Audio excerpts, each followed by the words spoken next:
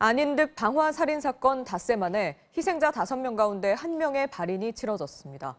안인득은 2016년까지 총 68차례에 걸쳐 조현병 치료를 받다가 이후 3년 가까이 치료를 중단한 것으로 확인됐습니다. 서창우 기자입니다.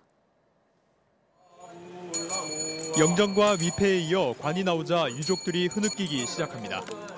아버지께 올리는 마지막 인사. 자식들은 결국 몸을 가누지 못한 채 오열합니다.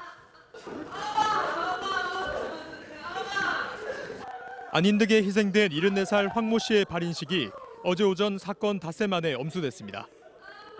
다른 희생자 4명의 발인식에는 아직도 알 수 없는 상황. 유족들이 부상자 7명에 대한 치료비 전액 지원을 요구하며 발인을 미루고 있지만 합의가 이루어지지 않고 있기 때문입니다. 부상자 가운데에는 하반신 마비 등 심각한 장애가 우려되는 사람도 있는 것으로 알려졌습니다. 안인득의 과거 행적도 속속 드러나고 있습니다. 경찰은 안인득이 지난 2011년부터 2016년 7월까지 진주의 한 정신병원에서 68차례에 걸쳐 조현병 치료를 받았다고 밝혔습니다. 2010년 행인에게 흉기를 휘둘러 구속됐다 조현병 진단을 받고 집행유예로 풀려난 뒤 꾸준히 치료를 받았던 겁니다.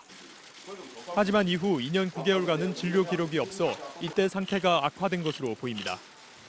안인득은 또 10년 전쯤 김해 한 공장에서 일하다 허리를 다쳐 산재 신청을 했지만 받아들여지지 않자 사회에 대한 불만이 커진 것으로 보인다고 프로파일러가 밝혔습니다.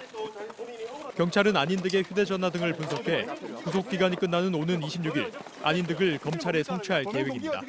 MBC 뉴스 서창우입니다.